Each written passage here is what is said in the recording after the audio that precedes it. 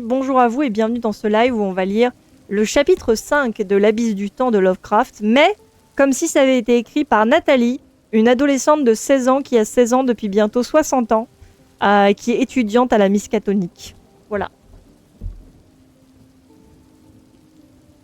N'oublie pas ta catchphrase, il était beau gosse. On a deux catchphrases. On a je ne suis pas une fille comme les autres et il était plutôt beau gosse. Allez, c'est parti. Putain, je viens de me rappeler des petits Alors, on va faire un petit résumé des épisodes précédents. Précédemment, Nathalie Wingate Peasley est une étudiante professeure qui n'est pas comme les autres. Un jour, elle a perdu la mémoire et elle est tombée dans les pommes pendant une certaine période. Pendant cette période-là, où elle pensait ne pas être vivante, il semblerait qu'en fait, quelqu'un d'une autre dimension ait pris sa place pour explorer la Terre et collecter des informations.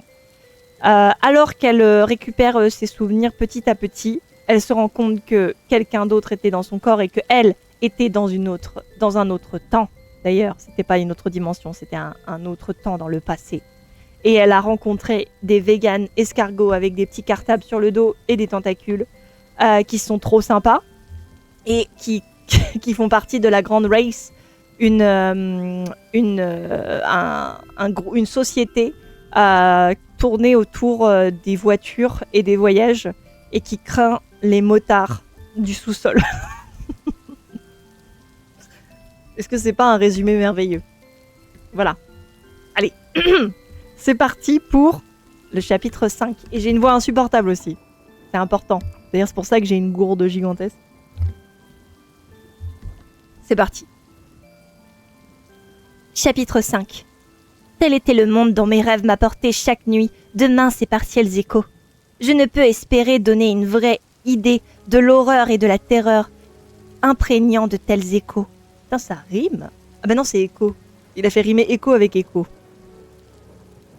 Tant ils étaient d'une espèce si pleinement intangible. Le sens aigu des pseudo-souvenirs, dont de telles sensations dépendaient principalement. Comme je l'ai dit, mes études me permirent de renforcer progressivement mes défenses contre ces impressions et de les remplacer par des explications psychologiques rationnelles. Et cette influence protectrice s'accroissait, une subtile touche d'accoutumance à mesure que le temps s'écoulait. En dépit de tout cela, une vague et rampante terreur ressurgissait momentanément ici et là. Elle ne suffisait pas cependant à m'anéantir comme c'était le cas auparavant. Et après 1922, je pus vivre une vie presque normale, parce que je n'étais pas une fille normale, de travail et de loisirs. Ça croassait exactement. Coucou Elizardoc.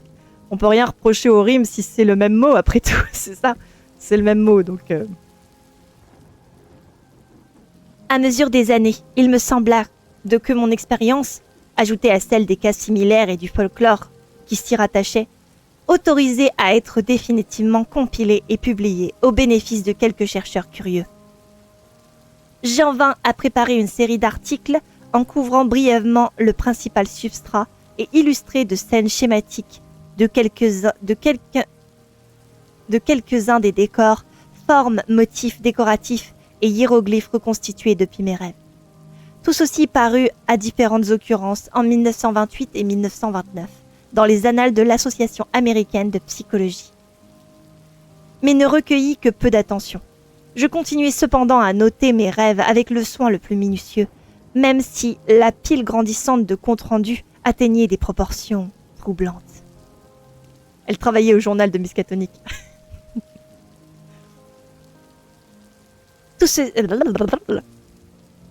Le 10 juillet 1934, j'avais encore 16 ans, l'association de psychologie me fit suivre la lettre par laquelle... Faut pas lui donner 16 ans, en vrai, ça va devenir glauque si je lui donne 16 ans. Elle a 25 ans, d'accord, parce que ça commence à devenir glauque sinon. C'est comme si c'était pas déjà glauque. L'association de psychologie me fit suivre la lettre par laquelle s'ouvrit la phrase la plus horrible du fou supplice. Quoi? Me fit suivre la lettre par laquelle s'ouvrit la phrase la plus horrible du fou supplice. Ok.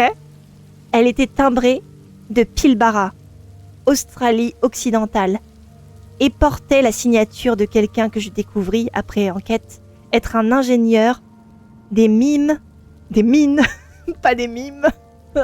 On garde ça, vous savez quoi, tant pis, c'est un mime, voilà. Être un ingénieur des mimes de considérable prééminence. Ça va être glauque quoi qu'il arrive. Oui, je crois qu'il y a pas de... Voilà. Inclus dans l'envoi de très curieux clichés photographiques. Je reproduis ci-dessous le texte dans son entier. Le texte dans son entier. Et aucun lecteur ne pourra manquer de comprendre l'épouvantable effet que cela et les photographies exercèrent sur moi. Je fus tout d'abord abasourdi et incrédule. Autant j'avais souvent pensé qu'une base de faits réels devait constituer le substrat des légendes qui avaient pourvu à mes rêves, mais j'étais le dernier à être préparé à n'importe quoi qui serait la trace tangible d'un monde disparu et lointain, au-delà de toute imagination. Le plus dévastateur de tous, c'était les photographies. Parce qu'ici, dans le réalisme le plus froid et le plus indiscutable, émergeait d'un fond sableux des blocs de pierre mités, érodés par les eaux, les tempêtes et le temps, dont le sommet légèrement convexe à la base légèrement concave disait explicitement l'histoire. Ingénieur mime, ça doit être fou sur le CV, mais oui. Alors attends. Et quand je les étudiais à la loupe, je pus distinguer aussi distinctement... Attends, quoi ? Je pus distinguer aussi distinctement... Incroyable comme utilisation de mots. Malgré l'usure et l'érosion, les traces de ces grands dessins curvilignes et occasionnellement hiéroglyphes dont la signification m'était devenue si hideuse. Mais voici la lettre qui parle par elle-même. Oh, ça va être quelqu'un d'autre qui parle, les gens. C'est le mime qui parle. Attention, je vais faire la voix d'un mime. Je vais parler parce que sinon ça va être insupportable, mais voilà. Je comprends pas. Hier j'avais 16 ans et ce matin j'en ai 25. Encore un coup des limaces à cartable. C'est vraiment ça. Normal qu'il écrive, du coup, un ingénieur de mime, il peut pas parler. Bah oui, c'est ça. Mais non, les mimes, ils peuvent pas parler. Oui, mais j'ai pas le choix. Faut bien qu'on parle. J'interpréterai le mime qui parle, ok ? Et je vais pas faire une voix trop bizarre parce que ça va me permettre d'économiser un peu ma voix. Pilbara, Ouest Australie. 49, Dampier Street. Le 18 mai 1934. Vous savez quoi ? Je vais faire l'autre penchant de Nathalie, d'accord ? On va faire quelqu'un d'autre d'une autre série des années 2000. Au professeur Nathalie Wingate Pisley. CSPM, Psychology Society, 30 40 Street, New York City, USA. Attends, comment je fais une... Cher monsieur. Non, chère madame. Une récente conversation avec le docteur E.M. Boyle, Perth, à quelques publications incluant vos articles qu'il vient de me faire suivre, m'autorise à vous écrire pour vous faire part d'une certaine chose que j'ai découvert ici, dans nos mines d'or, à l'est du grand désert de sable. Pardon, le fait qu'il bug un peu, ça me fait rire. Damzou qui nous fait le doublage en langage des signes. Non, je vais pas yaourter du langage des signes. C'est sûr que c'est pas un ingénieur en même. Peut-être. Tu sais, l'anglais et le français, parfois, on se gourre. Hein. Il me semble apparaître, au regard des anciennes légendes concernant d'anciennes villes et de gigantesques monuments de pierre, ainsi que les étranges dessins et hiéroglyphes que vous y décriviez. Et j'ai mis à jour quelque chose... Attends. C'est Pierre. Que j'ai mis à jour quelque chose de très important. Les ouvriers miniers noirs ici ont toujours parlé de ces grandes pierres portant des marques et semblent en avoir une terrible horreur. Ils la relient d'une certaine façon aux grandes légendes communes, aux légendes communes de leur peuple. Je fais évidemment ici une petite relecture, parce que c'est Lovecraft, on rappelle qu'il était horriblement raciste. À propos de Dubaï, ce gigantesque Bouddhaï, Boudaï. De Boudaï, ce gigantesque vieil homme endormi sous la terre depuis des éternités. La tête dans ses bras et qui un jour se réveillera pour dévorer le monde. Il y avait de très anciens contes semi-oubliés évoquant d'énormes constructions souterraines et de grandes pierres où descendaient sans fin d'étroits passages et où s'étaient produites d'horribles choses. C'est quoi la voix que je suis en train de faire? J'arrive même pas à... On a découvert des cartables dans les mines. Quoi? Attendez. D'énormes constructions souterraines, d'énormes pierres. Oui.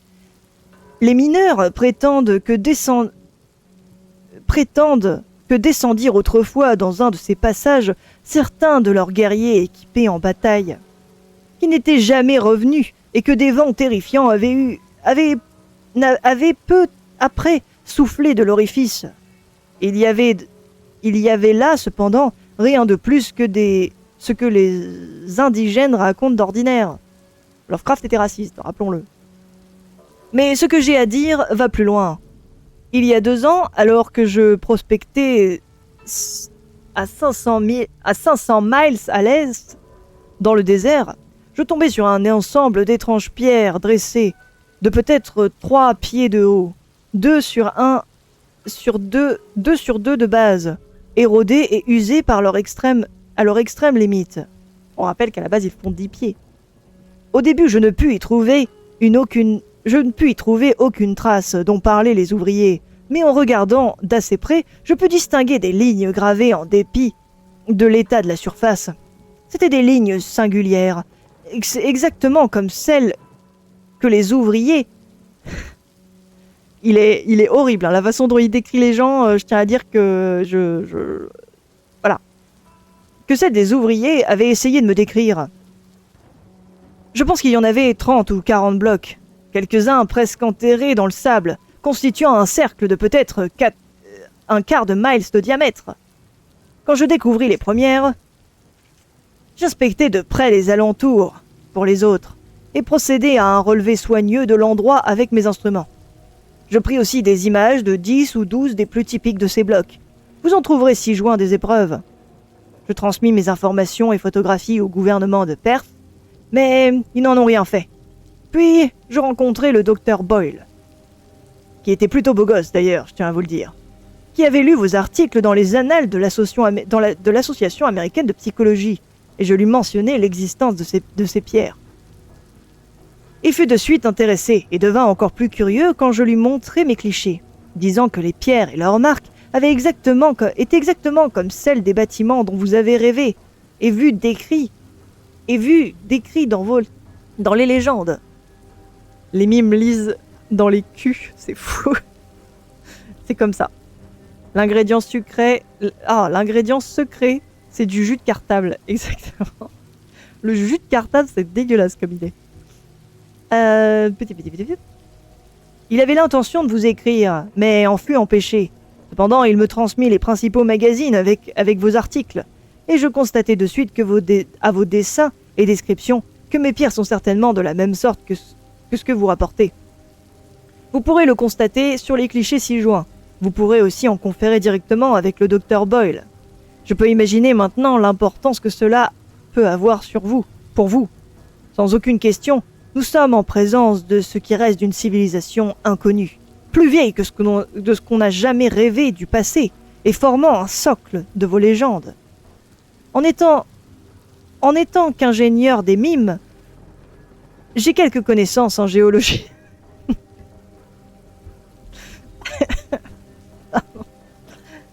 Et je peux vous affirmer que ces blocs sont si anciens qu'ils m'effraient.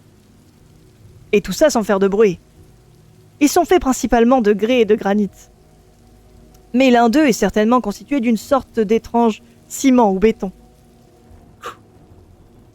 Faut que j'arrête de rire. Cette voix ne peut pas être lue en riant. Non, j'étais en plein nettoyage, j'ai raté le début de la fanfiction. T'inquiète, coucou Marie-Jo. Sache que, en gros, Nathalie a reçu une lettre d'un certain... C'est quoi son nom déjà? Merde, c'est quoi son nom? Bref, un un ingénieur en mime, voilà, et qui vit en Australie et qui a trouvé des pierres qui ressemblent aux pierres qu'elle a décrites dans ses ouvrages. Voilà. En gros, on en est là. Donc, de granit, de ciment ou de béton. Ils ont subi à l'évidence une érosion par l'eau, comme si une partie de ce monde avait été submergée, puis était revenue à la surface après de longues époques.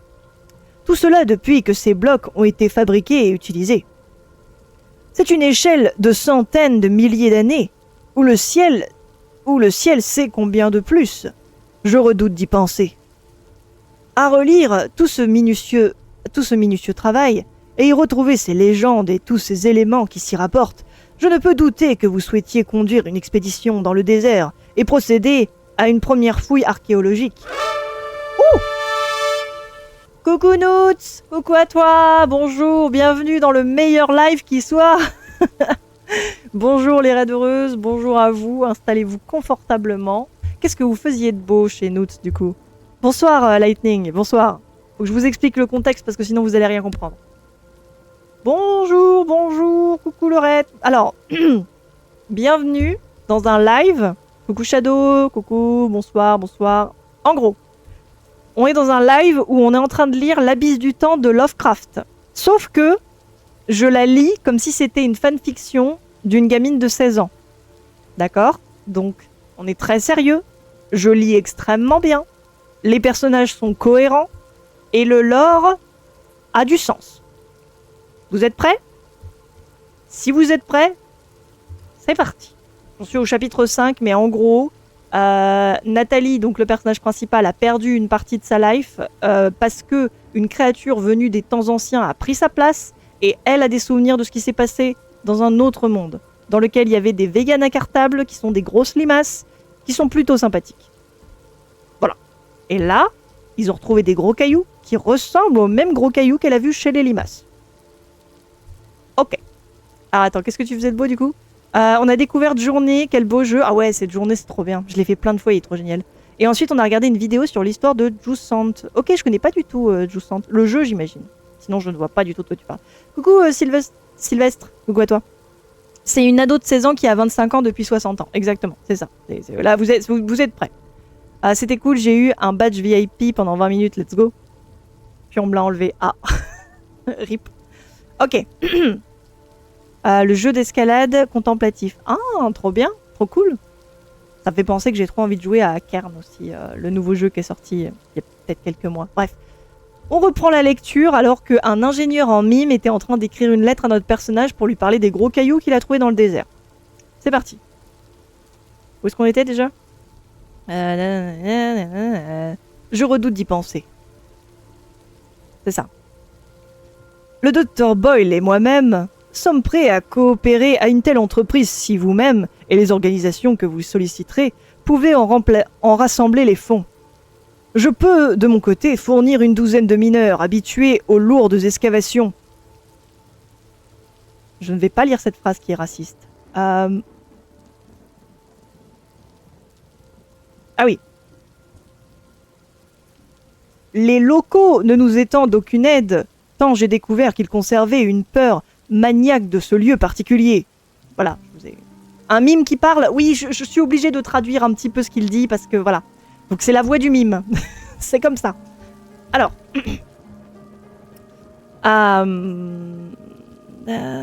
J'en étais où? J'en étais à remplacer les mots racistes, c'est ça.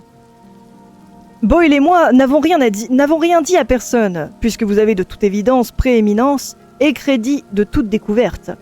Il faut 4 jours depuis Filbara pour atteindre le lieu en tracteur à chenilles. Tracteur à chenilles? Ah mon Dieu, qu'est-ce que c'est que ça? Dont nous aurons besoin pour nos appareils. C'est en gros au sud-ouest de l'itinéraire de Warburton en 1973 et à 100 miles au sud-ouest de Johanna Spring. Nous pouvons acheminer du matériel par eau sur la Degray River plutôt que partir de Filbara. Mais tout cela, nous en parlerons plus tard. Les pierres sont approximativement au point 22,314 de latitude sud 125 036 de longitude est. Climat tropical, conditions désertiques. Toute expédition doit être menée en hiver, juin, juillet, août. Ah oui, désolé. Ma connerie et voilà, ma connerie a fait que j'étais en mode, il est complètement con ce mime. Pardon, je suis désolée. Attendez, ça c'est le chapitre 5 ? Ouais, c'est le chapitre 5. Parce que tout le début c'était Nathalie qui nous expliquait où est-ce qu'on en était, machin, tout ça. Je correspondrai volontiers avec vous sur cela. Et je suis déjà impatient de vous assister, quel que soit le plan que vous envisagerez. Ayant étudié de près vos articles, je suis profondément impressionné par la signification de l'ensemble. Le docteur Boyle doit aussi vous écrire. Pour une communication plus rapide, un télégramme à Perth doit être relayé par le sans-fil. Dans l'espoir réel d'une réponse rapide, veuillez croire à ma pleine confiance. Robert B.F. Mackenzie, mime de profession et ingénieur. Faut crier « barrez-vous, con de mime !» C'est ça. Alors, c'est reparti pour faire Nathalie, les gens. Donc Nathalie, c'est le personnage principal. Si vous ne la connaissez pas, vous allez la rencontrer. Je sais plus de quoi était parti ce délire, mais je tiens à dire, c'est juste qu'à un moment, on parlait des fanfics où la fille est vraiment pas comme les autres, et du coup j'ai commencé à faire cette voix. Voilà, maintenant vous comprenez pourquoi Nathalie existe. Des suites immédiates de cette lettre, on pourra tout reconstituer par la presse. Outre la chance que j'eus de bénéficier du soutien de la Miskatonic University, Monsieur Mackenzie, aussi bien que le Dr Boyle, se révélèrent inestimables pour les autorisations nécessaires côté australien. J'ai dit cette phrase avec beaucoup de suave. Nous ne donnions pas de vrais détails au public sur notre projet, tant leur développement aurait provoqué un traitement sensationnaliste ou les moqueries de la presse de bas étage. En contrepartie, les comptes rendus imprimés furent rares, mais il en parut assez pour exposer avec précision notre projet de recherche de ruines australiennes récemment découvertes et la chronique de nos principales étapes préparatoires. Oh mon Dieu. Bienvenue dans ce live. M'accompagnèrent les professeurs William Dyer de la faculté de géologie et plutôt beau gosse, qui avait conduit l'expédition antarctique de la Miskatonic en 1930 et 1931. Merci Lightning pour le follow, bienvenue. Un réel plaisir, vous avez vu? C'est incroyable ce live. William d'ailleurs il est doux. Il est d'ailleurs. J'adhère. Super. Ça me fait plaisir. Les gens comprennent mon concept, ça me fait plaisir. Ferdinand C. Ashley, du département d'histoire ancien, qui était plutôt beau gosse, puis Tyler M. Freeborn, du département d'anthropologie, ainsi que mon fils Wingate, qui était plutôt beau gosse. Mais c'est mon fils. Pourquoi je crée les pires situations à chaque fois? Je sais. C'est juste que ça me faisait rire parce que j'ai rien dit pour celui d'avant. Elle a un fils à l'UNIF. Oui, c'est compliqué. Les temporalités sont très compliquées. Il y en a un qui est pas beau gosse et c'est comme ça. Mon correspondant Mackenzie fit le voyage d'Arkham au début de 1935 et nous assista dans les derniers préparatifs. Il se révéla extraordinairement compétent, un homme affable allant sur ses 50 ans, de très grande culture et profondément familier avec toutes les conditions matérielles pour voyager en Australie. Il n'était pas comme les autres. Il avait des tracteurs à chenilles. Nous attendons à fil Barra. Pourquoi ce môme fait autant rire? C'est terrible. Je vois pas. C'était pour la blague, ok? Son enfant n'est pas beau gosse. C'était pour la blague. Il avait des tracteurs à chenilles. Quel homme! Et nous affrétâmes un cargo à vapeur de faible jauge qui puisse remonter la rivière jusque-là. Nous étions préparés à une fouille selon les critères scientifiques les plus soigneux, à tamiser chaque particule de sable et ne rien déranger de ce qui pourrait être vu dans sa situation originelle ou auprès. Partant de Boston à bord du poussif Lexington le 28 mars, nous eûmes un voyage sans anicroche pour traverser l'Atlantique et la Méditerranée, emprunter le canal de Suez, redescendre la mer Rouge, puis traverser l'océan Indien jusqu'à notre destination. Je ne peux raconter comment la vue de la côte basse et sableuse de l'ouest de l'Australie me déprima, et comment je détestais la rudimentaire ville minière et les mornes champs aurifères où les tracteurs à chenilles déposèrent leurs fardeaux. Nous trouvâmes dans le docteur Boyle qui nous attendait, un homme dans la force de l'âge, intelligent et plaisant.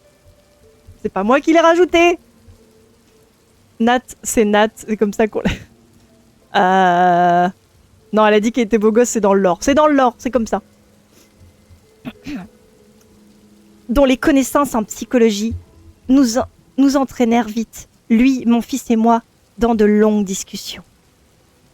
L'espoir et l'angoisse se mêlaient rapidement en chacun d'entre nous, quand enfin notre équipe de 18 hommes s'enfonça dans les arides étendues de sable et de roches. Le 31 mai, nous passâmes à gué un affût de la Daygrey River, j'imagine, et nous entrâmes au royaume de la désolation infinie. Si ça, c'est pas une phrase de Drama Queen.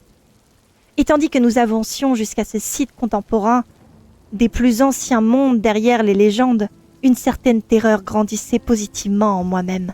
Une terreur bien sûr amplifiée par le fait que mes rêves si perturbants et mes pseudo-souvenirs me hantaient encore d'une force intacte.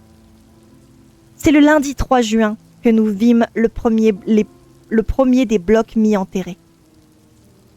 Je ne peux décrire les émotions qui s'emparèrent de moi. Dans la réalité objective, un fragment de maçonnerie cyclopéenne, semblable en tout point aux blocs constitués des murs des bâtiments vus dans mes rêves. Il portait distinctement une trace de sculpture, et mes mains tremblèrent quand j'y reconnus un fragment d'une figurine décorative curviligne que mes années de tourments et de cauchemars, d'études intenses, m'avaient rendu ignoble. Cyclopéenne cochée dans votre case de bingo Lovecraft, exactement. Faudrait vraiment qu'on fasse un bingo Lovecraft, ce serait drôle. Un mois d'excavation nous permirent de dégager un total de 1250 blocs dans différents états d'usure et de dégradation. La plupart d'entre eux étaient des mégalithes, sculptés au sommet et à la base incurvée. Une minorité d'entre eux, plus petits, plus plats et à la surface unie, taillés en carré ou en octogone, comme ceux des sols pavements dans mes rêves, tandis que d'autres étaient singulièrement massifs, courbés ou inclinés de telle façon qu'ils suggéraient des voûtes ou des arêtes, ou des morceaux d'encadrement en arche, ou arrondis des fenêtres. Il faut que tu saches ce que c'est. Au bout d'un moment, ça peut pas être soit une fenêtre, soit une voûte, soit une arche, soit une porte, soit un pavé. Choisis. Ou alors dis que ça pourrait être n'importe quoi, mais arrête de me faire d'écrire des trucs à l'infini. Attendez.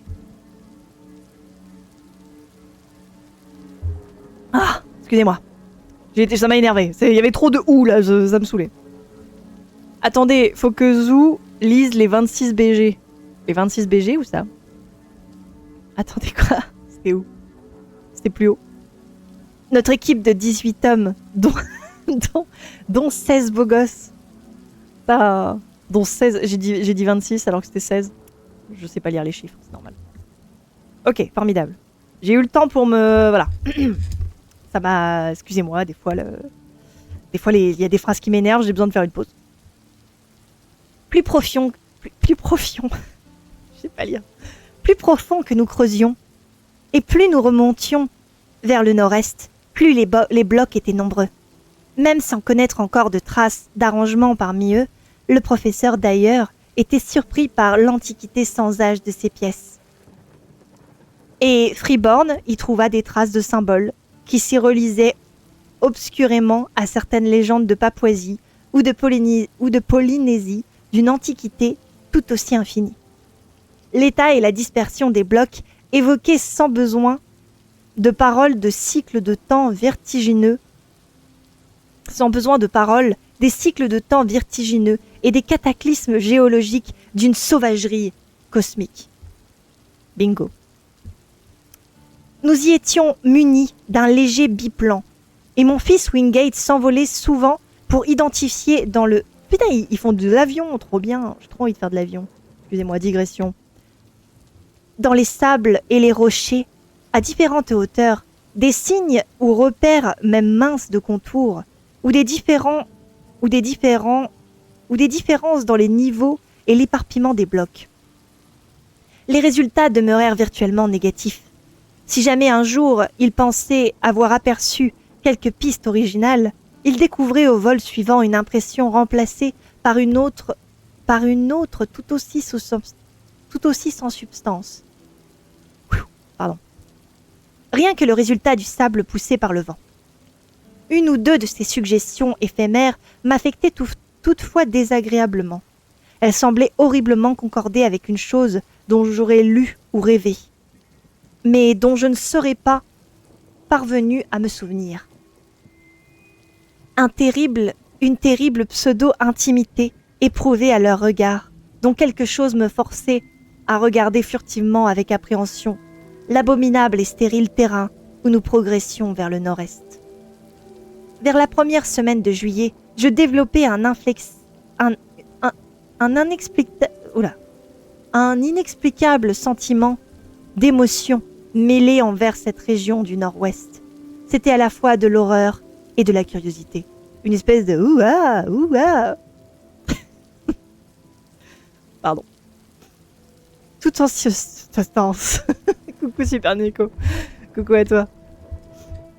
Zou s'énerve sur de Lovecraft. Merci pour les clips, les gens. Faut pas hésiter à clipper. Je sais que c'est dur de clipper ces lives parce que les phrases sont longues, mais merci. Mais plus que cela, une illusion persistante de mémoire qui me laissait perplexe. Je tentais toutes sortes d'expériences psychologiques pour chasser cela de ma tête, mais sans y parvenir.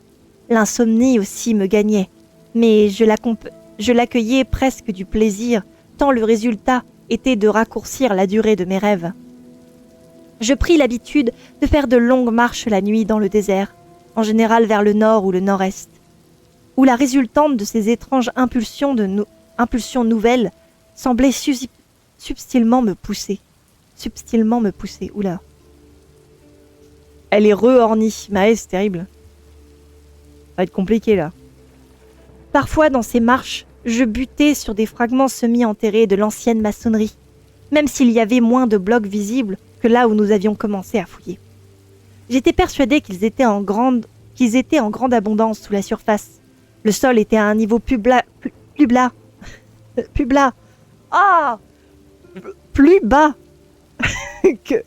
que notre camp. Et les forts vents qui ne cessaient jamais, accumulaient ici et là le sable en monticules temporaire et fantastique. Qui eût décrit du sable en monticule comme temporaire et fantastique, dévoilant la trace de pierres plus anciennes, tandis qu'il recouvrait les autres traces. J'étais étrangement anxieuse de voir notre fouille s'étendre sur ce territoire, tout en étant parallèlement effrayée de ce qu'elle pourrait révéler. De toute évidence, j'étais désormais dans un plutôt sale état, et le pire, c'est que je ne pouvais savoir pourquoi. On peut avoir une indication de mon pauvre état nerveux de la façon dont j'ai réagi à une bizarre découverte, faite lors d'une de mes randonnées nocturnes. J'ai besoin de boire. Ouh, ça va vous? Je suis revenue un peu pendant la cuisson des crêpes et j'assiste à ça. Je crois que la lecture, ça me rend en colère parce que je m'étais énervée aussi sur les contes de fées et je m'énerve aussi sur du Lovecraft. En fait, quand je comprends pas une phrase et que je sens que ça me fait tourner en rond, je crois que j'aime pas les licences poétiques en fait. Ça me fatigue. Attendez. Attends, tu veux dire que la vraie Nathalie fait aussi des sortes de sorties nocturnes comme celles que j'écris? Mais oui, c'est fou. Tu sais que j'ai pas encore eu le temps de lire le chapitre 2 de ta fanfiction parce que oui, du coup, Croque-Thune écrit une fanfiction incroyable qui se passe à la Miskatonic et c'est trop bien. Il faut que je lise le chapitre 2, j'ai toujours pas eu le temps. Je ne dormais plus depuis des semaines. Je n'ai aucune idée de pourquoi j'étais fatiguée. Et pourquoi? Je comprends pas. Ça fait 11 jours que je dors pas. Je me sens pas en forme. Non mais ça... Et puis peut-être des années de ressassement de son espèce de rêve, là. Attends. C'était quand déjà? Alors. C'était le soir du 11 juillet, tandis qu'une lutte commençante s'élevait avec une curieuse pâleur. Attends, non, une lune? Ouh là là, j'ai dit une lutte. J'étais en mode quoi? Il y a des gens qui luttent? Je comprends pas. Qu'une lune commençante s'élevait avec une curieuse pâleur sur les mystérieux monticules. Me risquant un peu plus loin d'où j'étais allée jusqu'ici, je tombais sur une grande pierre dont les gravures semblaient différentes de toutes celles que nous avions rencontrées. Et elle en était quasiment couverte. Mais je me penchais et nettoyais le sable de mes mains, commençant à étudier l'objet avec soin, et complétant la lumière de la lune par celle de ma lampe torche. À la différence des autres grandes pierres, celle-ci était parfaitement taillée en carré, sans surface convexe ou concave. Elle semblait aussi faite d'un sombre basalte, presque dissemblable au granit, au grès ou à l'occasionnel ciment des fragments dont nous étions désormais familiers. Oh, c'est super dur là, putain la vache. Les lutteurs nocturnes, c'est ça. Une lune non gibbeuse? Qu'avez-vous fait? Mon Lovecraft. Qu'avez-vous fait de mon Lovecraft? Bah là c'est pas moi, hein, c'est lui qui a dit ça. Hein. Je nettoyais les sables, grain après grain. Alors attendez. Nanana. Après avoir nettoyé la plage, soudain, je me relevai et courus vers le camp le plus vite que je pus. C'était une fuite totalement inconsciente et irrationnelle. C'est seulement une fois enfermée dans ma tente que je réalisai pleinement pourquoi j'avais couru. Alors tout me revint. L'étrange pierre sombre, j'en avais rêvé. Et j'avais lu les livres la concernant. Elle était reliée aux invraisemblables horreurs des légendes surgies de l'éternité. C'était un bloc de ces maçonneries de basalte anciennes que la légende de la Grande Race maintenait en si grand effroi. Les ruines des hautes tours sans fenêtres, laissées par ces choses perturbantes, mi-matérielles, mi-bikers, hors de ce monde, qui s'enfermèrent dans les abysses secrètes de la terre et contre laquelle, et leurs vents et forces invisibles, les trappes furent scellées et les sentinelles posées sans trêve. Cette phrase, au secours. Je restais éveillée toute la nuit, mais réalisais à l'aube combien j'avais été folle de laisser les mirages d'un mythe me renverser. Au lieu d'avoir eu peur, j'aurais dû éprouver l'enthousiasme de la découverte. Dès le lendemain, j'apportai aux autres ma découverte. Et d'ailleurs, Freeborn, Boyle, mon fils et moi, nous équipâmes pour aller examiner le bloc anormal. L'échec cependant nous attendait. Je n'avais aucune réelle idée de la localisation du bloc, et les vents avaient considérablement modifié les monticules de sable. Fin du chapitre 5. Ouh! Il était costaud celui-là. Putain la vache. J'ai plus de voix. Alors. Il est 19h40. Je pense qu'on a le temps pour lire le chapitre 6. Qu'est-ce que vous en dites? Je vais voir s'il est long. Est-ce qu'on a... Ouais. Oh, on a le temps. Je fais une petite pause et on lit la suite. Putain, c'est dur, hein, la vache. Je vous cache pas que... c'est compliqué. Des fois, il y a des phrases qui sont tellement longues, je suis en mode, putain, je comprends plus rien de ce que je dis. Il y a des bikers. C'est compliqué. I mean pour le 6. Allez, let's go. Je fais une mini pause et on va lire le 6 juste après. Morale de l'histoire, c'est mystérieux. C'est très mystérieux. Presque comme si cette histoire était très étrange et faisait peur. Du coup, c'est mystérieux. Ce qui me tue, c'est que, en soi, je pense que si tu le lis sérieusement, c'est pas mal écrit. Mais je le lis tellement mal que ça donne l'impression que c'est un peu débile ce qui se passe. Et en même temps, l'histoire est suffisamment prenante pour qu'on ait envie de le lire. Voilà. Allez. On enchaîne les gens.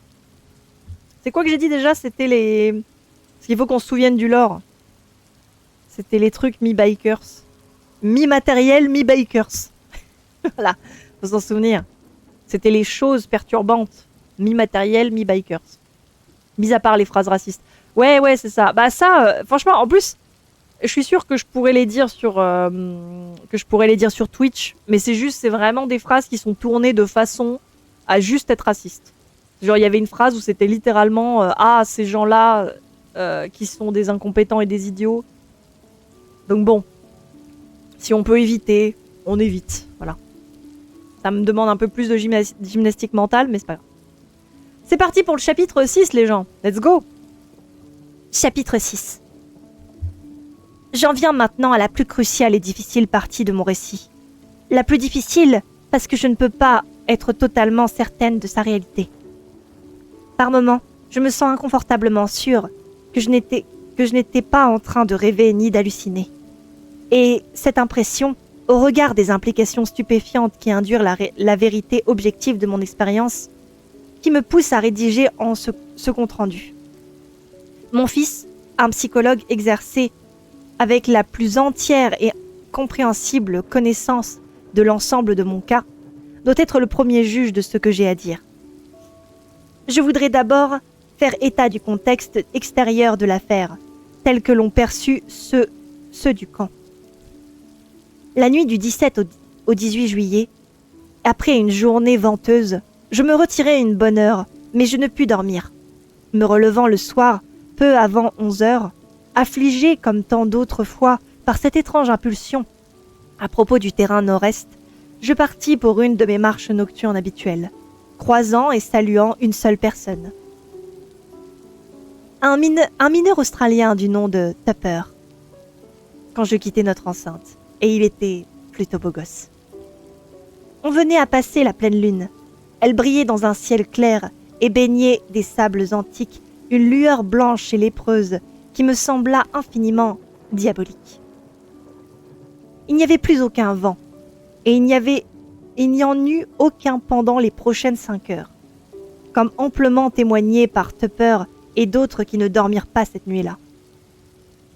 L'Australien fut le dernier à me voir, m'éloignant avec rapidité parmi les monticules blafards et lourds de secrets, direction le nord-est. Oh non, Gaara, le marais ont le même... Quoi? Gaara et le marais ont le même crush. C'est Super Nico qui joue à Tomodachi Live. Pendant ma tête, pendant une seconde, c'était dans le récit, mais pas du tout. Twitch, on n'a pas grand-chose à faire de toute façon. C'est pas d'eux qu'il faut attendre beaucoup. Bah écoute, je préfère faire la censure moi-même. Surtout que franchement, ça apporte pas grand-chose au récit. Mis à part du racisme dont on peut se passer. Désolé, le message de Super Nico m'a happé. Alors attendez. Ok. Vers 3h30 du matin, un vent violent s'éleva, éveillant tout le camp et emportant 3 des tentes. Aucun nuage dans le ciel, et le désert presque illuminé de ce clair de lune lépreux. C'est quoi un clair de lune lépreux? C'est quoi cette couleur? Coucou Roulia. Comme l'équipe s'affairait à consolider les tentes, on remarqua mon absence, mais eu égard de mes habituelles marches, on décida de ne pas s'alarmer. Et pourtant, pas moins de 3 hommes, tous australiens, dirent ressentir quelque chose de sinistre planant dans l'air. Et si c'est les Australiens qui le ressentent, alors c'est que c'est vrai. Mackenzie expliqua au professeur Freeborn que c'était une peur transmise par le folklore de leurs compagnons, les indigènes ayant élaboré un curieux ensemble de mythes maléfiques à propos de ces vents violents qui, à longs intervalles, dévalent sur le sable sous un ciel limpide. On chuchotait que les vents soufflaient depuis de grandes constructions de pierres souterraines où de terribles choses s'étaient produites, et qu'ils n'adviennent que dans ces lieux où sont éparpillées de vieilles pierres. Vers 4 heures, les rafales cessèrent aussi soudainement qu'elles avaient commencé, laissant les monticules de sable dans de nouvelles et étranges formes. Je me suis égarée dans le désert à cause de la tempête, mais tout le monde s'en fout. Bah, c'est juste Nathalie qui fait ses trucs, c'est tout. C'est juste après 5 heures, tandis que cette lune miteuse et hypertrophiée. C'est quoi une lune miteuse et hypertrophiée? S'enfonçait à l'ouest. Que je réapparus dans le camp, sans chapeau, en loques, égratigné et ensanglanté. Sans ma lampe torche. Oh mon Dieu! Elle a plus sa lampe torche! La plupart des hommes étaient retournés dormir, mais le professeur d'ailleurs fumait une pipe devant sa tente. M'apercevant aussi sonné et dans un état aussi choqué, il appela le docteur Boyle tandis qu'il me récupérait dans ses grands bras musculeux. Et à deux, ils m'allongèrent sur mon lit de camp et me déshabillèrent. En tout bien, tout honneur, bien sûr. Mon fils, réveillé par l'agitation, les eut bientôt rejoints et me forcèrent à me calmer et tenter de retrouver le sommeil. Mais aucun sommeil ne m'était possible. Mon état mental était tout à fait extraordinaire, car je ne suis pas une fille comme les autres. Différent de tout ce que j'avais enduré jusqu'ici. Le premier moment passé, j'insistais pour leur raconter, expliquant nerveusement et de façon alambiquée tout ce qui m'était arrivé. Et leur dis que j'avais d'abord ressenti une fatigue qui m'était allongée dans le sable pour un instant de repos. Alors je m'étais endormie, dis-je, et j'eus des rêves encore plus effrayants que jamais.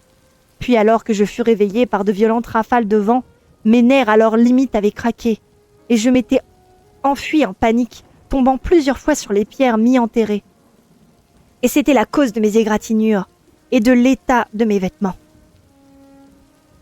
Attends, quoi? Très fanfiction en tout cas, ça c'est sûr. Le fils, non. Non, bien sûr que non. Je me demande si c'est pas des métaphores par rapport au caractère sur la lune.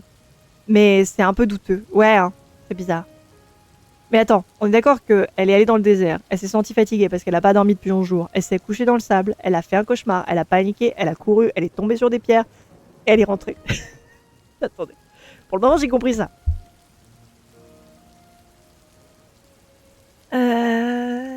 Des pierres mi-enterrées. C'était la cause de mes égratignures et l'état de mes vêtements. J'avais dû dormir longtemps, tout le temps de mon absence. Donc c'est vraiment ça, il s'est vraiment passé ça. Très bien. De toutes les choses étranges que j'avais vues et dont j'avais fait l'expérience, je ne leur cachais rien, me contraignant au plus grand contrôle de moi-même dans ce but et leur respect. Mais je leur enjoignis un changement soudain d'esprit concernant le but entier de notre expédition, et de cesser urgemment les fouilles en direction du nord-est. Mon raisonnement était d'évidence lié à mon état de faiblesse, parce que je mentionnais un appauvrissement des blocs, le souhait de ne pas offenser les superstitions des mineurs, et un possible épuisement des fonds accordés par l'université, ou d'autres choses, soit fausses, soit hors de propos.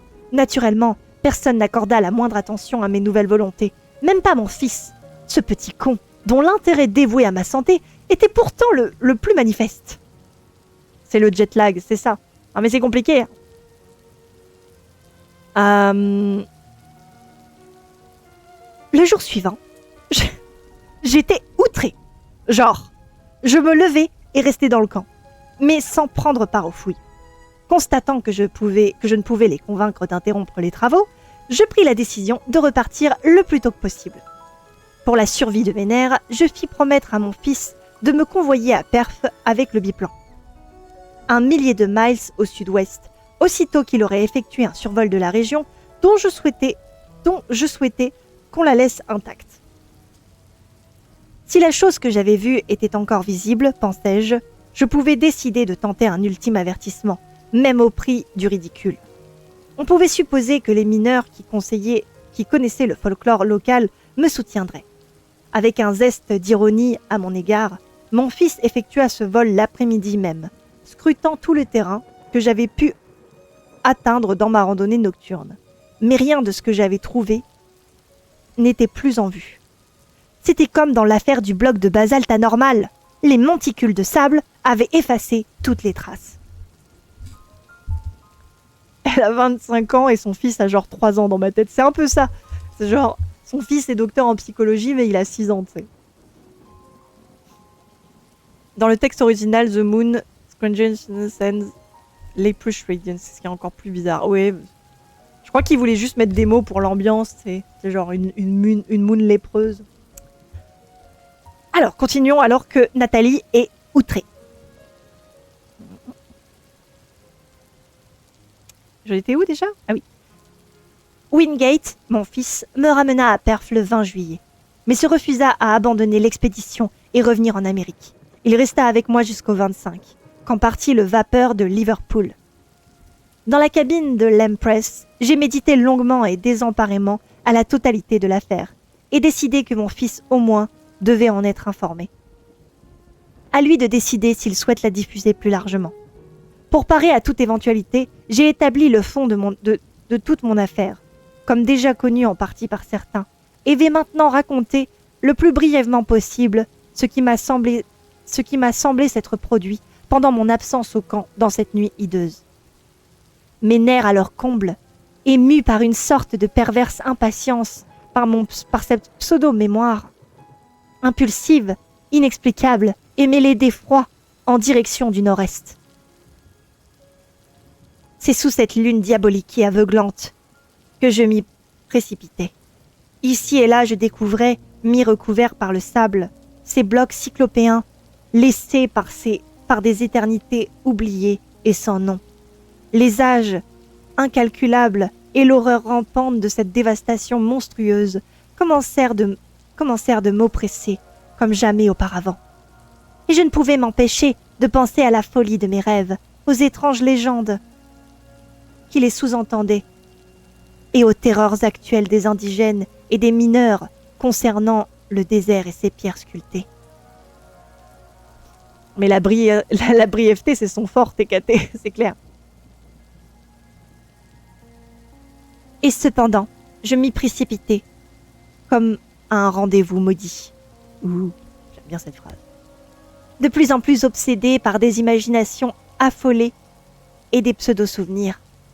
Je pensais à ces reliefs et contours des pierres, tels que constatés par mon fils depuis l'avion. Je me demandais pourquoi ils me semblaient soudain aussi sinistres et familiers. Quelque chose s'agitait à tâtons derrière le verrou de mes souvenirs, tandis qu'une autre force pesait pour garder la porte verrouillée. La nuit était sans aucun vent. Le sable blême s'incurvait dans les hauts et vers le haut et vers le bas, comme des vagues gelées sur la mer. J'avançais sans but, comme si quelque chose labourait devant moi et m'attirait avec une assurance délibérée.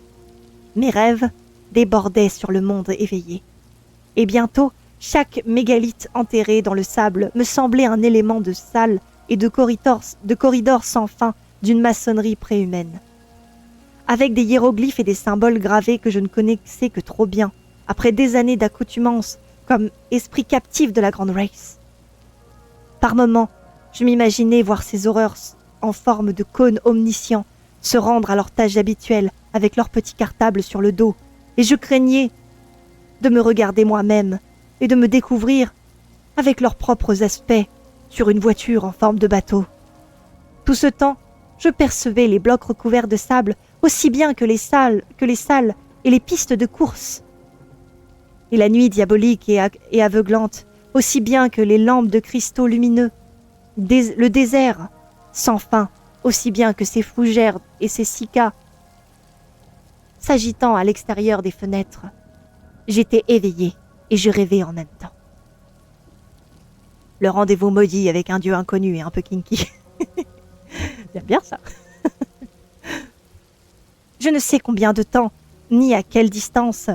Bien sûr, pas plus que dans quelque direction.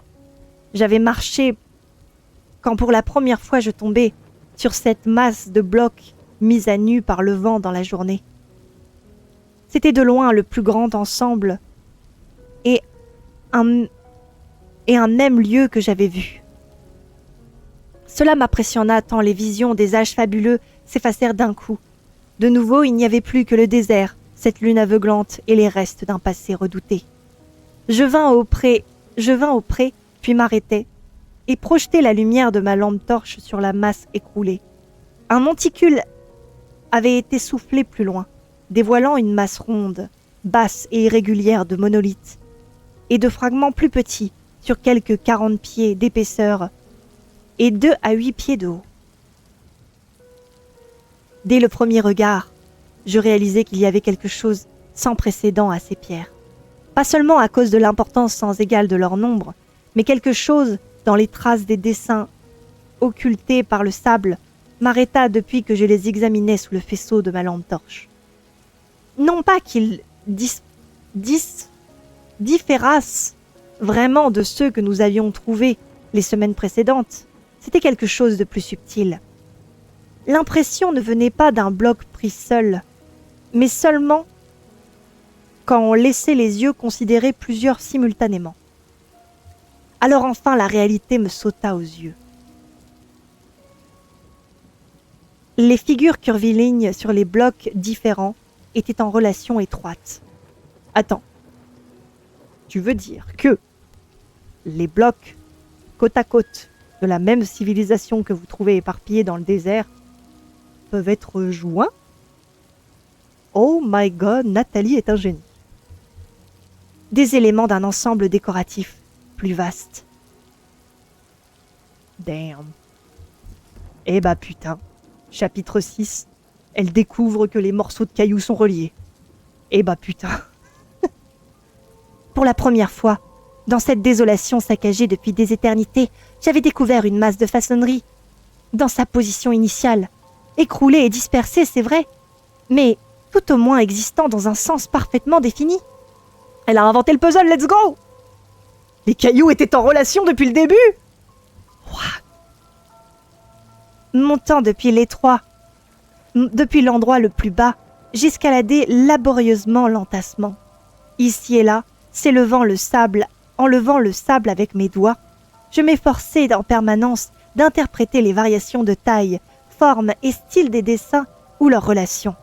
Au bout d'un moment, je pus vaguement conjurer la nature de l'ancienne sculpture et les dessins qui s'étaient autrefois étirés sur les vastes surfaces de l'ancienne maçonnerie. Putain. Eh bah, Pixel, tu as loupé le fait que Nathalie vient de comprendre que les cailloux peuvent être assemblés ensemble. Mais ça, c'est une énigme genre roman jeunesse 16 ou plus. Bah, c'est ça. Ah, après, c'est le niveau de cette fanfiction. Hein.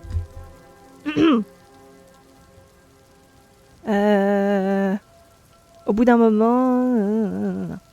La parfaite similitude de l'ensemble et de quelques-unes des choses vues en rêve me troublait et m'épouvantait.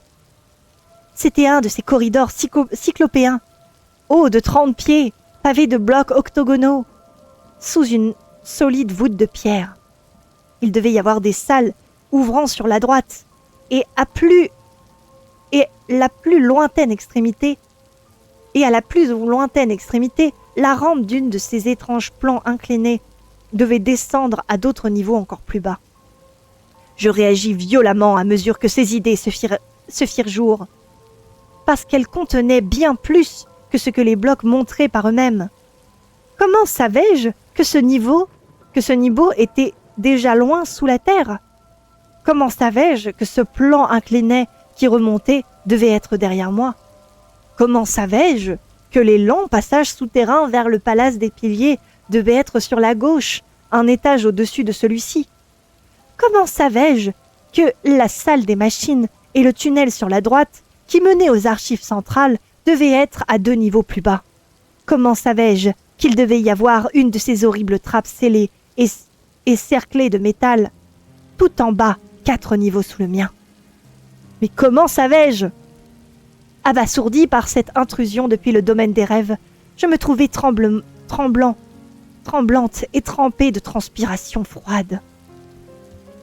Alors, comme une dernière et intolérable caresse, je perçus un faible mais insidieux courant d'air froid montant d'un éboulement creux sous le centre de l'immense masse. Instantanément, comme une fois déjà, mes visions s'évanouirent, et je ne discernais plus que la lune diabolique, et le morne désert et l'étalement de l'immense tumulus de la maçonnerie paléolithique. Oh là, j'ai besoin d'une pause. Tous ces mots m'ont donné le vertige. Elle a la soluce à côté. Là, c'est le moment dans Professeur Layton. Vous voyez, elle a fait le puzzle. Et là, Professeur Layton a fait genre. Voilà.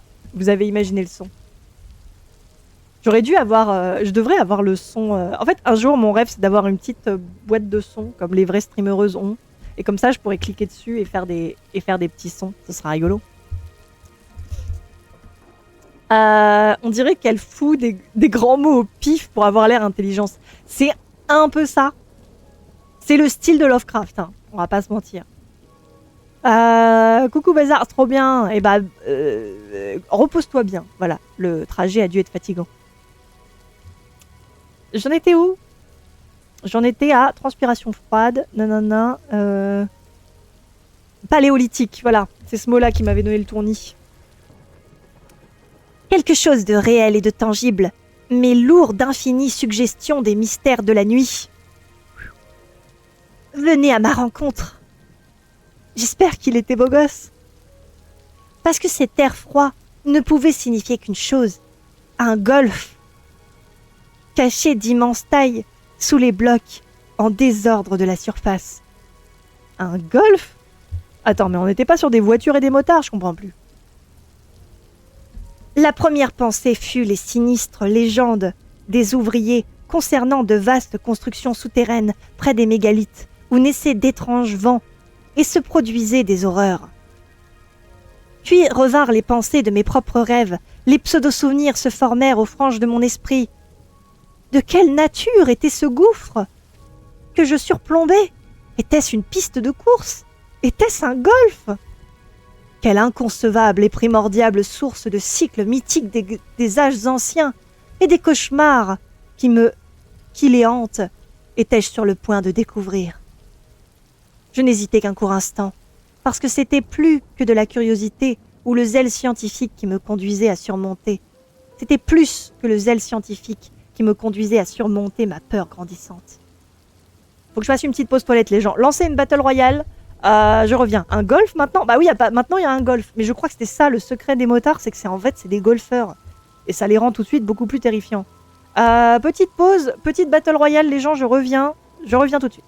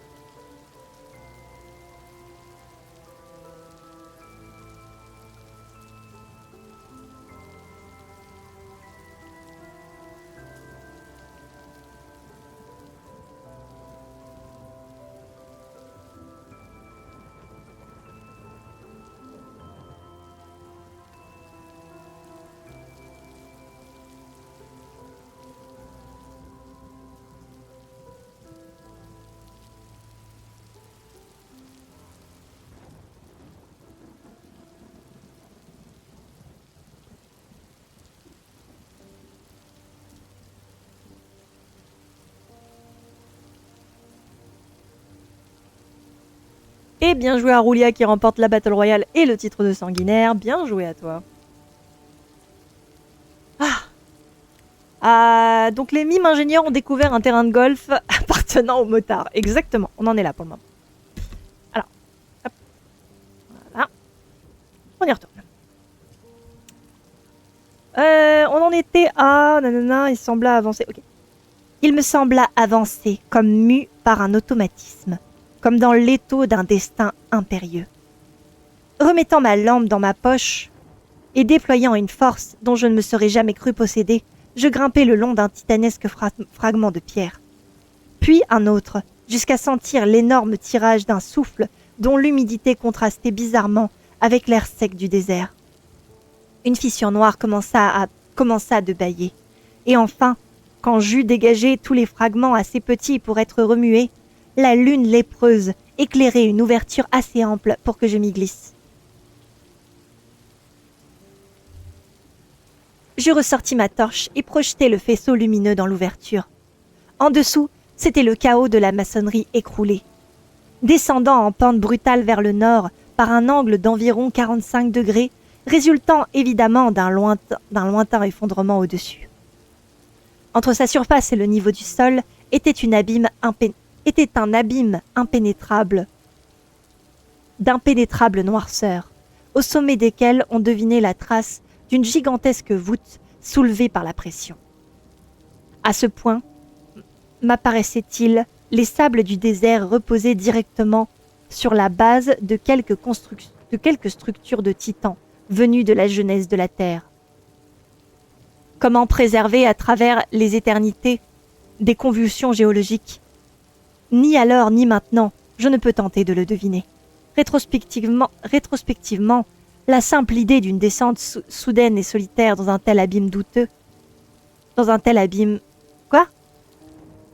Rétrospectivement, la simple idée d'une descente... Je comprends rien. Il a mis des tirets, je sais pas qu'est-ce qu'il voulait dire, mais c'est pas grave.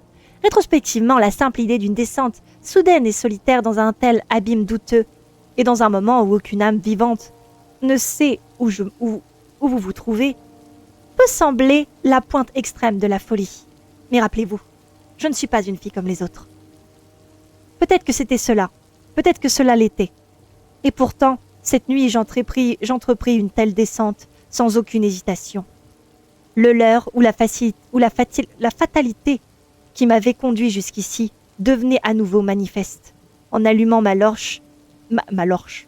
torche par intermittence pour économiser sa pile voltaïque. Oh, ça faisait longtemps que j'avais pas entendu le mot voltaïque. J'entamai une folle dégringolade parmi les sinistres blocs cyclopéens en dessous de l'ouverture.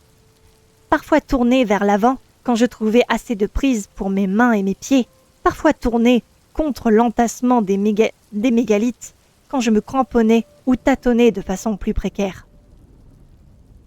Des deux côtés à distance, des murs de maçonnerie gravés écroulés, brillant faiblement sous le faisceau de ma lampe. Devant, cependant, rien que le noir impénétrable. Elle est en pleine descente, exactement. Des titans plutôt beaux gosses, ça c'est vrai. Faut pas oublier cette partie-là, c'est important. Je n'ai aucune idée du temps que dura ma folle descente.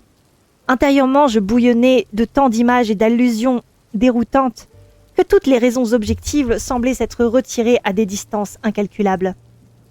Les sensations physiques avaient disparu, et même la peur restait là comme un spectre, une gargouille inerte suspendue impuissante au-dessus de moi. Une fois, j'atteignis le sol d'un niveau parsemé de blocs écroulés, de fragments de pierres sans forme, de sable et de détritus de toutes sortes. Sur l'autre côté, peut-être une trentaine de pieds plus loin, des murs massifs, roses, culminaient en gigantesques arêtes. Qu'elles aient été sculptées, je pouvais juste le discerner, mais la nature de ces sculptures était au-delà de ce que j'avais pu en voir. Ce qui me guidait surtout, c'était la voûte tout en haut. Le faisceau de ma lampe ne pouvait pas atteindre le toit, mais la partie la plus basse des arches monstrueuses m'apparaissait distinctement. Et leur identité, avec ce que j'avais vu dans des rêves sans nombre du monde ancien, était si parfaite que je me mis à en trembler pour de bon. Incroyable. En tout cas, c'est pour le moment, avec la description du monde des limaces cartables, c'est une de mes parties préférées là. C'est très très cool le fait qu'on la voit aller explorer les trucs anciens. Derrière, et très loin au-dessus, une faible buée lumineuse rappelait la lumière de la lune dans le monde du dehors. Dans le monde du dehors qui était par l'intérieur. Un vague lambeau de précaution m'avertit que je ne devrais pas le perdre de vue, en disposer au moins comme guide pour le retour. J'avançais maintenant le long du mur à ma gauche, où les traces de sculpture étaient les plus nettes. Le sol encombré était presque si difficile à traverser que la descente dans l'éboulement l'avait été. Mais je fis en sorte de réussir à progresser, parce que, après tout, je n'étais pas comme les autres et je n'allais pas me laisser arrêter par des gros cailloux. Un moment plus tard, je dégageai quelques blocs sur le côté et repoussai les détritus pour voir à quoi ressemblait le pavement. Je frissonnais à ma parfaite et fatidique intimité avec les grandes pierres octogonales dont la surface voilée les laisser pourtant grossièrement maintenus ensemble. Du coup, Lorch, c'est une ville du Blade Wurtemberg en Allemagne. J'ai dit Lorch à un moment. Merde. Est-ce que ces pierres sont liées entre elles ici ou pas? Je ne sais pas. Elle ne l'a pas précisé. Dans le doute, je ne préfère pas prendre de risques quant à cette découverte scientifique. Me plaçant à bonne distance du mur, je projetais ma lampe torche lentement et soigneusement sur les restes abîmés des sculptures. Un écoulement d'eau, dans le lointain passé, avait dû surgir sur les surfaces de grès, tandis que j'ai constaté d'étranges incrustations que je ne pus expliquer. Par endroits, la maçonnerie était branlante et tordue. Je me demandais combien d'éternités encore ce bâtiment enfoui, venu d'un âge primordial, pourrait conserver trace de ses formes dans les bouleversements terrestres. Mais ce sont les sculptures elles-mêmes qui m'excitèrent le plus. En dépit de leur mauvais état, il était relativement facile de les reconstituer à l'échelle suffisante, et cette familiarité intime et complète que j'avais avec chaque détail paralysait mon imagination. Que les attributs de cette maçonnerie blanchâtre aient pu m'être familiers n'était pas hors de toute crédibilité. Oui, mais on a compris, c'est bon!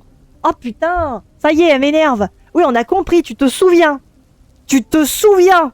Putain, ça fait 4 pages que tu nous dis que tu te souviens! Excusez-moi. Ça m'agace. Ça m'agace. T'avais dit Lorch au lieu de torche. Ah oui, putain, c'est vrai. Mais j'ai beaucoup de mal à voir qu'on pourrait... à voir ce qu'on pourrait faire d'une ville en Allemagne, je l'avoue. C'est vrai, c'est vrai. Je vois pas ce qu'on pourrait en faire dans notre poche. Excusez-moi, je me suis agacée, ça m'agace. Quand elle répète, ça m'agace. On a affaire à Professeur Layton, là. C'est bon. Alors. Gna gna gna, je me souvenais. Ce que tissaient certains mythes était puissamment impressionnant. Ils se sont incarnés dans un flux de coutumes et traditions qui venaient à ma connaissance pendant ma période d'amnésie. Avait déposé de persistantes images dans mon subconscient, presque comme si j'avais vu ces images et que je pouvais m'en souvenir. Mais comment pouvais-je expliquer la façon exacte et détaillée dans laquelle chaque ligne et spirale de ces étranges dessins coïncidaient avec tout ce dont j'avais rêvé pendant presque 20 ans, presque comme si c'était des rêves dont je me souvenais, parce qu'une entité du passé et du futur était venue dans ma tête pour vivre des choses. C'était presque ça, quoi. Quelle iconographie obscure et oubliée avait pu reproduire chaque ombre et nuance qui, sans varier exactement et avec persistance, assiégeait mes visions nocturnes nuit après nuit, presque comme si... je veux dire, on pourrait imaginer que... Hein? Parce qu'il n'y avait aucune possibilité de ressemblance éloignée. Définitivement et absolument, ce passage où j'avançais, datant de millénaires, enfoui depuis des éternités, était l'original de quelque chose que dans mon sommeil, je connaissais aussi intimement que ma maison dans Crane Street, Arkham. Damn.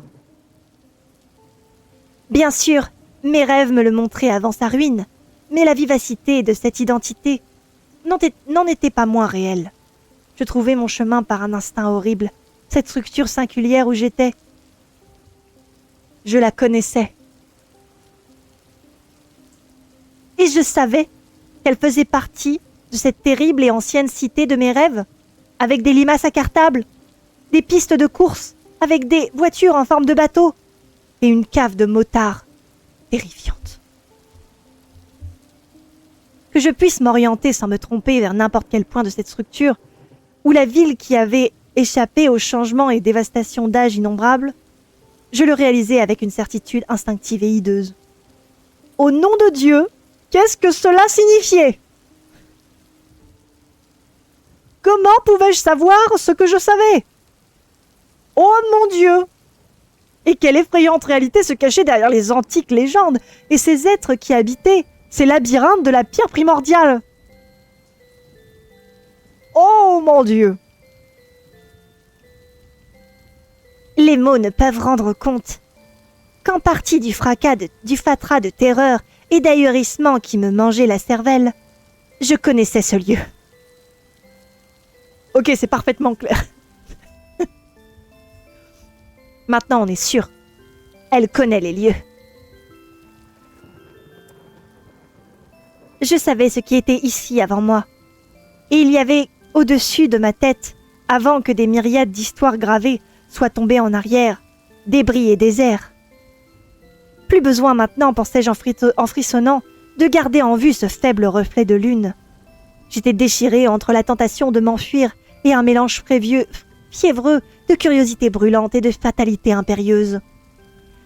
Qu'était-il arrivé à ces monstrueuses mégalopoles d'autrefois, dans les millions d'années écoulées depuis l'époque de mes rêves? Des dédales souterrains qui faisaient les fondations de la ville étaient reliés leurs tours titanesques. Qu'est-ce qui avait survécu des cataclysmes de la croûte terrestre? Mais oui, c'est clair, mais c'est oui. Je crois qu'elle s'en souvient, ce qui est troublant. C'est vraiment ça. Avais-je pénétré un monde tout entier enterré, d'un archaïsme sans nom? Pouvais-je y trouver encore la salle des maîtres d'écriture et la tour de Sagra? Un esprit captif de végétaux carnivores à tête étoilée de l'Antarctique avait sculpté de certaines images dans les espaces blancs des hauts murs. Est-ce que le passage du second sous-sol vers le hall des esprits étrangers avait été préservé? Est-ce que je pouvais le traverser? Et est-ce qu'ils avaient écrit quelque part ces merveilleuses recettes véganes qui nous permettraient d'arrêter de manger des animaux? Dans ce hall, les esprits captifs d'une incroyable entité, les habitants mi-plastiques, du creux intérieur à une planète inconnue, transplutonienne, 18 millions d'années dans le futur, conservaient certaines figures qu'ils avaient modelées dans l'argile. C'est la meilleure transcription d'un bad trip que j'ai entendu, vraiment. Hein. Curieusement élaboré le lore de cette fanfic. Ouais, franchement, elle est très prenante. Hein. La fanfic, elle est vraiment très prenante, je trouve. Je fermai les yeux, mis ma main sur mon visage et sur mes lèvres en vain. Pitoyable effort pour repousser ces insane fragments de rêve hors de ma conscience, quoi. Alors, pour la première fois, je ressentis avec acuité la fraîcheur, l'humidité et le mouvement de l'air qui m'environnait. Tremblante, je réalisai que la vaste chaîne des abysses noirs des éternités mortes devait bâiller quelque part, auprès, en dessous de moi. Je pensais aux effrayants corridors et les salles et plans inclinés dont je me souvenais depuis mes rêves. Était-ce le passage vers les archives centrales? Est-ce que le passage vers les archives centrales était encore ouvert? À nouveau, cette fatalité impérieuse pesait avec insistance dans mon cerveau, tandis que je me souvenais des effroyables registres qui autrefois étaient déposés dans ces étuis rectangulaires de métal inoxydable. Tremblante, mais toujours plutôt belle gosse. Ici, disaient les rêves et les légendes, avait reposé l'histoire entière, passée et future, de la continuité de l'espace-temps cosmique, écrite par les esprits captifs de toutes les planètes et de tous les âges du système solaire. Folie, bien sûr. Mais est-ce que moi-même, je ne foulais pas maintenant un monde enfoui aussi fou que j'étais, aussi folle que j'étais? Je pensais au rayonnage de métal déverrouillé et à ces curieux boutons qu'il fallait tourner pour les ouvrir, comme une clenche de porte. Le mien propre me revint avec vivacité à la conscience. Si souvent j'avais cédé à cette routine compliquée de leur tour et pression dans la section des vertébrés terrestres au plus bas niveau. Chaque détail était précis et familier. S'il existait un tel... Merci géologue. Merci. J'avais bien besoin de boire de l'eau. Alors attendez. J'en étais à... Chaque détail était précis et familier. S'il existait un tel étui, tel que je l'avais rêvé, je pourrais l'ouvrir en un instant. C'était alors que la folie se saisit de moi entièrement. Un moment plus tard, et j'étais à dévaler et escalader les débris de roches de la rampe du plan incliné dont je me souvenais si bien, et qui s'enfonçait au plus profond. Fin du chapitre 6. Prochaine fois, on fera le chapitre 7, les gens. Est-ce que c'était pas incroyable? Franchement, chapitre 5, chapitre 6, déjà ils ont rajouté des personnages, et ça c'est cool. J'ai vu un truc surligné, j'ai cliqué dessus sans réfléchir. Et bah c'est très bien, j'en avais besoin, géologue. Et merci beaucoup pour le galouche. Le lore est incroyable. Non mais vraiment, hein, on avait dit, je crois que c'est Nicoméo au dernier live qui a dit faudra qu'on fasse des petites sculptures des monstres qu'il décrit, les espèces de limaces à cartable.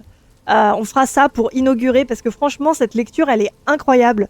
Les nouveaux, j'espère que vous avez apprécié cette version fanfiction de l'abîme du temps. L'abîme du temps. J'ai écrit l'abysse du temps, mais c'est l'abîme du temps. Oh, honte à moi. Bon, je corrigerai ça la prochaine fois, c'est pas grave. En vrai, j'aimerais trop jouer Nathalie dans ma cuisine, genre ouais, il y a un four, truc de fou, et le carrelage, il est connecté. Je pense que être Nathalie, c'est vraiment c'est un choix de vie, c'est une philosophie, et c'est plutôt incre. Moi, je trouve ça assez incre. Mais en tout cas, c'est trop bien, et on fera la suite, du coup, la semaine prochaine, où on lira le chapitre... je pense qu'on touche à la fin, hein. Je pense que le prochain live, on termine l'histoire de Nathalie. Hein. C'est allé vite, mine de rien. Après, le livre est pas très gros, et si on lit 2 chapitres à chaque fois, ça va quand même assez vite. Bon, j'espère que vous avez kiffé, c'était trop cool, c'est trop bien. Ouais, mais c'est un peu l'abysse du temps dans ces lives. C'est un peu l'abysse du temps en même temps, c'est vrai. Pas grave, c'est un titre retraduit, on va dire. C'est ça, exactement, c'est comme ça. Oui, bien cool. Ouais, c'est trop bien. Bah écoutez, on va dire déjà bye à la rediff. Merci beaucoup d'avoir regardé. J'espère que ces petits live lectures vous plaisent. Définitivement, on va continuer les live lectures une fois qu'on aura fini ça. C'est assez dur, mais en vrai, c'est cool. Ce qui est le plus dur, c'est les voix. Je pense que les prochains live lectures, il faut que la voix narratrice, ce soit ma voix normale. Parce que là, forcer la voix de Nathalie pendant 2 heures, bah vous le sentez au fur et à mesure du live que je perds Nathalie. Parce que la voix de Nathalie, elle est vraiment comme ça normalement. Et j'ai du mal à la tenir sur 2 heures parce que c'est vraiment épuisant de parler comme ça. Donc, la prochaine fois qu'on lit un livre, on la fera moins Nathalie. Bref, ciao la rediff, à la prochaine. Ciao, bye bye.